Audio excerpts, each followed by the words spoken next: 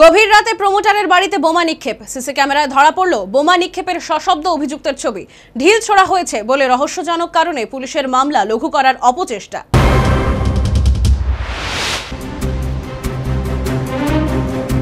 একেবারে নিখুঁত হিন্দি বলিউড সিনেমার প্লট। গভীর রাতে হাতে বোমা নিয়ে দুষ্কৃতীর আগমন এবং পরপর প্রমোটারের বাড়িতে তিনটি বোমা নিক্ষেপ। সিসি ক্যামেরায় স্পষ্ট ধরা পড়েছে সে ছবি।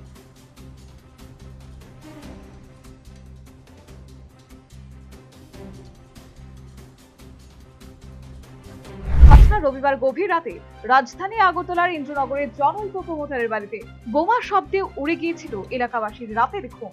বাড়ির মালিক ভীত সন্ত্রস্ত। ঘটনায় গোটা এলাকায় তৈরি হয় এক আতঙ্কের পরিবেশ। খবর দেওয়া হয় এনসিসি থানায়। সোমবার সকালে তদন্তে আসে থানা কর্তৃপক্ষ। রহস্যজনক বিষয় হলো, এলাকাবাসী এবং বাড়ির মালিকের অভিযোগ তার বাড়িতে বোমা নিক্ষেপ করা হয়েছে, কিন্তু তদন্তকারী পুলিশ কর্মীর অভিমত এক্ষেত্রে পাথর বা অন্য কিছু দিয়ে ঢিল ছোড়া হয়েছে। মানিক চৌধুরী বলে একজন ইন্দ্রনগর বাড়ি, উনি আমাদের কাছে একটা রিটার্ন কমপ্লেন পাঠিয়েছেন।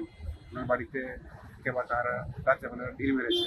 তো সেই ব্যাপারে আমরা ট্রেন করে দেখছি ব্যাপারটা কি করে উনি এমনিতে জানা গেছে বিজনেস করে। তো যে সিসি ক্যামেরা ফুটেজ গুলো কভার করা হয়েছে আমরা কালেকশন করছি। ওনার ভিডিওটা শেষ করতে বলেছি, উনি বলছেন জানাবেন।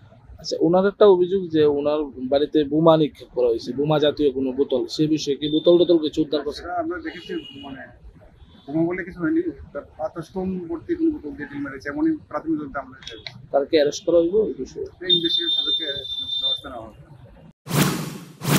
আবারও একবার দেখে নেওয়া যাক ওই দুষ্কৃতীর বোমা নিক্ষেপের চলমান সিসি ক্যামেরার চলন্ত দৃশ্য।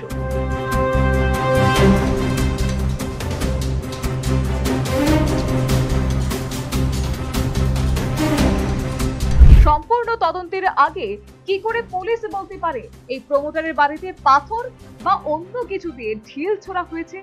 এক্ষেত্রে কি পুলিশ কাউকে গোপন করতে মামলা লঘু করার চেষ্টা করছে? সে যাই হোক, এই প্রমোটারের বাড়িতে বোমা নিক্ষেপের ঘটনায় গোটা ইন্দ্রনগর এলাকায় একটা আতঙ্কের পরিবেশ তৈরি হয়েছে। ঘটনার সুষ্ঠু তদন্ত করে দুষ্কৃতীকে গ্রেপ্তারের মাধ্যমে এই বোমা নিক্ষেপের নেপথ্যে আর কেউ জড়িত রয়েছে কিনা, দুষ্কৃতীদের কি উদ্দেশ্য, তা তদন্ত করে দোষীদের উপযুক্ত শাস্তির ব্যবস্থা করা অনতিবিলম্বে জরুরি বলে আতঙ্কিত ইন্দ্রনগরবাসীর জোরালো দাবি। Bureau report, news সানগার্ড।